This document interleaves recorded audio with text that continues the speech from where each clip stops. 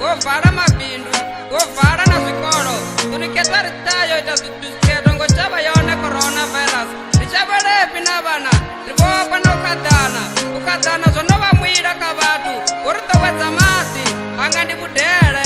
Ndikudere chimange. Ndikudere ochava rufu. Kutova nowa.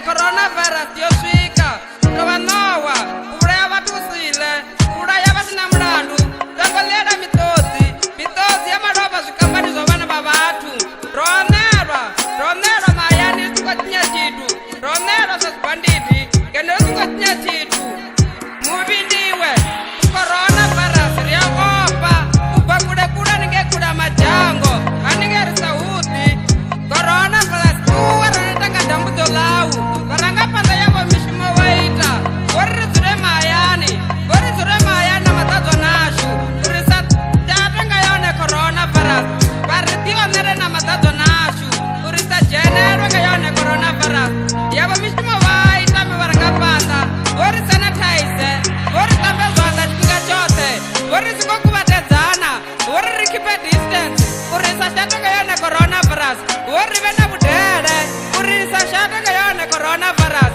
varangapanda vachu riya vahuwelera varangapanda vachu riya dirwakana ngavo varangapanda vachu riya dirwakana ngavo rivo ramaposta voliposa fungo varizure mayani risingoita zvinezvo zvorishata coronavirus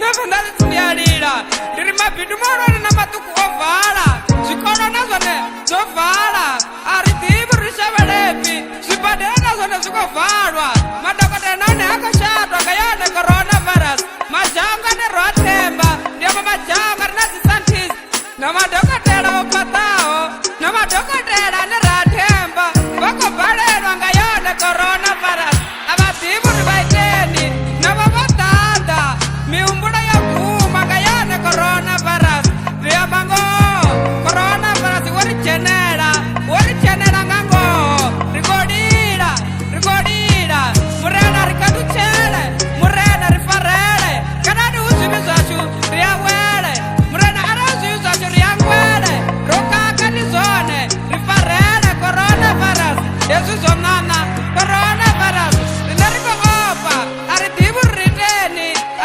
ririteni ropelelwa kanungo navangarangapanda yave mumbulo yoguma avachadivi uri vaiteni vavasokoapa chila vachidziya chila vachivhala vachivhura avachadiva ngaiwe coronavirus rine riyaushava riyauthonipa naunowa riyauthonipa ritiuthonipa uri udzikukumuse rikothonipa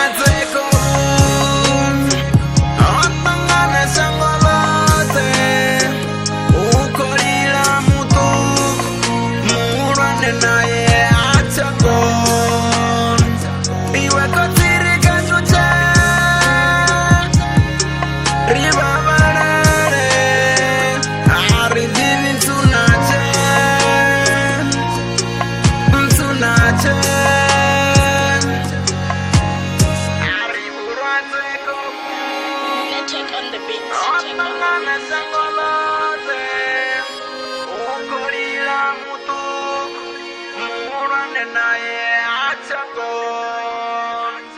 iwe kotirika tuche